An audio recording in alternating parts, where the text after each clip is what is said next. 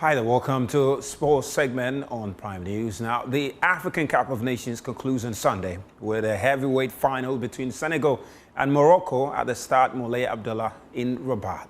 Both teams have followed remarkably similar paths to this stage, matching each other in group stage result and defensive solidity. Now, Senegal booked their place with a narrow semi-final win over Egypt thanks to a stunning goal from Sadio Mane, while Morocco needed penalties to overcome a Super Eagles squad that looked unstoppable. This will be Senegal's third final in 4 editions, cementing their status as one of the continent's best. For the host, Morocco, victory will see them end a 50-year drought while making them the first team since Senegal to hold the CHAN and AFCON titles simultaneously. Now, with both sides unbeaten in this tournament and arriving in exceptional form, the final brings together 2 of Africa's most consistent teams in a contest defined by balance, discipline, and fine margins. Let's take a closer look at how Senegal made it to the final here. They did start on a very decent run in the group stage, winning all games. 9 points they ended the group stage with, went to the round of 16, also defeating their counterparts there. And you could see from the group stage, managed to advance to the semi-final, to the quarterfinals, where they made light work of Mali in the semi-final against Egypt. Again, convincingly defeating Egypt a 1-0, and they found themselves in the final. For the host nation, Morocco, they have had an equally challenging path. The group stage where they advanced, they had to face Morocco in the round of 16. Then they played Cameroon in the quarterfinals. And in the semi-final, of course, last year's finalists, Nigeria, were the ones they had to face in the semi-final. And here they are in the final. And again, Morocco are looking for their first AFCON trophy in 50 years. The last time they won it was 50 years ago. And they're looking to crown this year's tournament by breaking that jinx. Of course, for Senegal, it's been 4 AFCON tournaments they've been, and this will be their 3rd final in 4 AFCONs. They won it just 2021 and will be looking to reward themselves for the consistency they've exhibited in the final. Michael Akumia is a colleague of mine. He's based in Kumasi. He's been following the AFCON very closely. He's a brilliant sports journalist, and he joins me for us to look closely at what to expect in the final on Sunday. Michael, thank you very much for making time tonight. Of course, it's a very exciting final to look forward to, isn't it?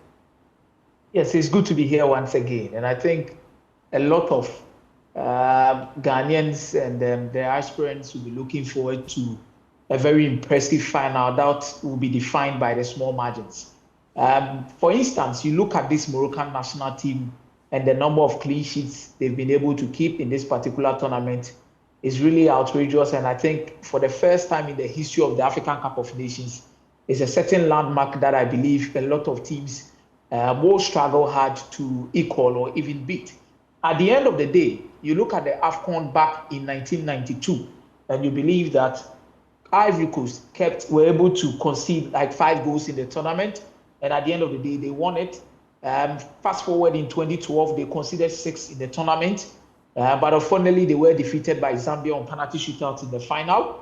But for Cameroon in 2002, they conceded 5 goals and at the end of the day won the tournament.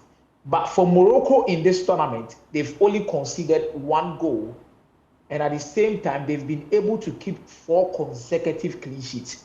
And this is something that makes it astonishing as to how their defensive setup, when even the tournament began, there were a lot of issues surrounding their centre-back play. If Naif Aguerd was supposed to be at the top of his game in this tournament, he has definitely proven everybody wrong with certain statements that were made around him. And I think for how compact they are, he has definitely been a leader at the back line for them.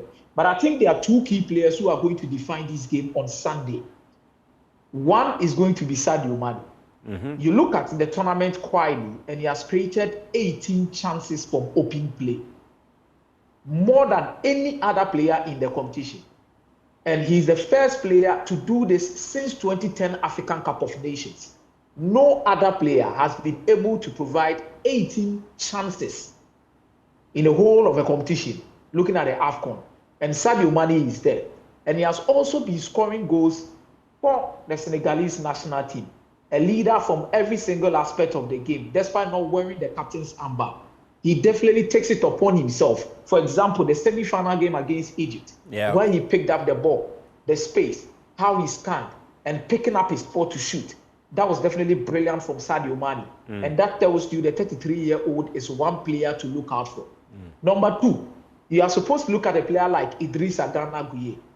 In the whole tournament, Senegal has been able to provide 398 line-breaking passes.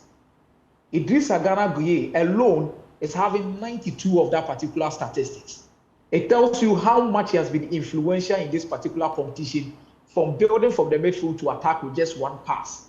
And it's important for Morocco to look out for him. For example, when Morocco played Nigeria, they pushed Alex Iwobi further back because they believe he's absolutely brilliant in terms of line-breaking passes. The game against Algeria, Alex Iwobi was able to complete 16 line-breaking passes, which was a record in a single game when you look at African Cup of Nations. So it was all about keeping him quiet, preventing him from playing these line-breaking passes, making sure that the midfield is really compact and preventing any penetrative passes from the middle of the park. So they'll force you to stretch the pitch and provide the passes to your wingers instead of passing through the middle of the park to locate your attackers. And for Idrissa Gana Gueye with such statistics, he has 24 more line-breaking passes than any player in the AFCON this season or this year. So definitely Morocco will have to look out for him, that he doesn't cause any further trouble, to make sure that the middle of the park, he controls and dictates the pace of the game. Number three, everyone will be looking at Ayoub El Kaabi. Brahim Diaz has actually scored 5 goals. But one most important player in the setup of the Moroccan national team is Ayoub El Kaabi. He has completed 200 pressures from the final third. When it comes to pressing, he's absolutely a monster. And that is what has actually helped Morocco, especially when they want to pin teams back. And it's one factor in how they play, how they set up, how they make sure that they press from the forefront. And it is the reason why, after scoring 3 goals and not even scoring enough, he has not been placed on the bench for Yusuf Enesri to come in, because he does his job so well. So at the end of the day, we will look at Sadio Mane's influence in terms of chances creation and scoring. We will look at how Idrissa Gana Gueye will be very influential from the middle of the park. We'll look at how Ayoub El Kaabi will lead the press for Morocco, and we'll look at how Brahim Diaz will add the finishing touch. So that is what we are looking for on Sunday in terms of the game we are going to watch. But there's something in favor of Morocco, there's something in favor of Senegal. Now, you look at Morocco and how they've actually struggled to win the AFCON Cup of Nations. The last time they played a proper final and won, that was not a final where 2 teams played in the final. It's definitely 4 teams who played in a league format in 1976. And that is how they won the African Cup of Nations. The first time they won playing against another team in a final, like 2 teams played, was in 2004, where Tunisia beat them by 2-1 in the final. Fast forward, they come up against a Senegalese team, and the record that favors them is about the number of clean sheets and the number of goals they've conceded. No team has conceded the amount of lesser goals that Morocco has actually conceded and not won the tournament. And playing at home, it is important to have the 12 man behind them to win it. But you are coming up against a Senegalese team, as rightly you said at the beginning of your presentation, that they've appeared in a number of finals in the last few years, meaning there is experience, there is consistency. Papi Thiaw won the CHAN tournament with this Senegal local-based team. Then fast forward, coaches the senior national team, brings them here. But the core part of this team is still available from the part that we saw in 2021. Now, there were players like Bouna Sarr in that particular team. Now, Bouna Sarr is not part, but they've been able to bring in Crepin Diatta to play as the right back. There's Kalidou Koulibaly and there was Abdou Diallo. Now, Abdou Diallo is not part. Kalidou Koulibaly is also not part. But they have enough quality in Niakite at the back line. And at the same time, they have Papi Sis, who can also come in and complement each other. Top class. But there's still Edouard Mendy. The last time they were winning the AFCON, you could talk about Sekou Kouyaté and Nampalys Mendy, partnering Idrissa Gana Gueye. But this time around, there is still Idrissa Gana Gueye. But after that AFCON final in 2021, Papi Gueye came from the bench to come and replace Sekou Kouyaté in that particular midfield. So there's another experienced player in the midfield in Papi Gueye, who has been splendid in this competition, scoring some crucial goals, picking up crucial positions, and absolutely brilliant in tight spaces. So he is really going to be very important to the needed experience there. Then there is Sadio Mane. So you look at the setup of Senegal and you have not less than 4 or 5 players who played in the 2021 finals. Meaning you are coming up against a team that is not naive when playing in a final. You are coming up against a team that has been there before and they've won it in recent years. You are coming up against a team that has been wounded before, playing in a final and losing, and winning the next one.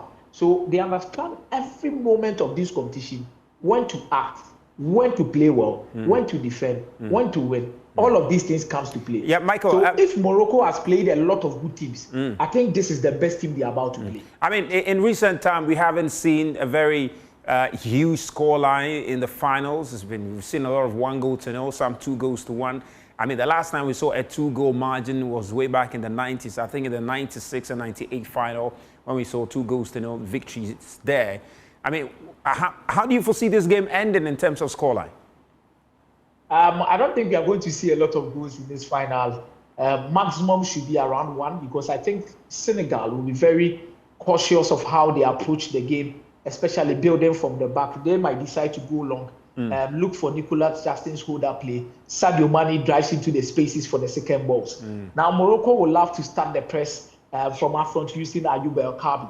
But I think for Senegal, they have enough men to also evade the press, who can drop deep, link up plays to well. Technically, they can pick up these particular tight spaces and maneuver their way through the press. So these two teams will actually pick up one particular thing to do. Let's just be cautious. Let's respect each other. Like the game against Nigeria, both teams did not really press so well. Both teams did not really also dominate so well. Each other had their moments within the game, but it was all about keeping yourself in shape so that you don't concede. And it went to penalty shootout, and unfortunately, Nigeria could not qualify. I think the game will actually move in such a manner. But, you know, in as much as they have Sadio Mane that can change the game, you know, Morocco also have Brahim Diaz, who would love to take on this final and make it his own. Open game, experience is the best teacher.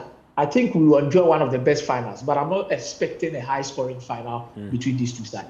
Michael, thank you very much. Really appreciate your time. That's Michael Akumia with that very insightful analysis of what to expect come Sunday. But one of the things that also really intrigues us has to do with the performance of African coaches at this very tournament. If you look at recent AFCON, it does appear there's a trend of African coaches lifting the trophies for their respective countries. In fact, in the last 10 years, just about two foreign coaches have lifted the trophies for the African countries. You talk about Hervé Renard, the French national, who won it for Zambia and also won it for Ivory Coast. Then you talk about Hugo Broos, who also won it for Cameroon. With the exception of these, the rest of the winners of AFCON have been led by an African coach. Hassan, Egypt, Hassan, and all of that. So really so much to look forward to. But there's Ghana Premier League action coming up this weekend. Hearts of Football in action today. Tomorrow, league leaders Mediama will be in action against Vision FC in Tema, and Kumasi Asante Kotoko will also be hosted by Bibiani Gold Stars. And then you've got Nations FC also playing Ediana, and Brekum Chelsea and Cedro Blacks also playing. Karela United will also play Samatex, Pasakoli Stars and Bechim United, Heart of Lions and 11 Wonders, Young Apostles and Hoho United will also be in action. But with all of these games happening on Sunday and Saturday, also on Saturday, Egypt and Nigeria will battle for the bronze medal. And then we'll look forward to the final on Sunday. That's all we have for you on Prime Sports tonight. We'll meet again on Monday.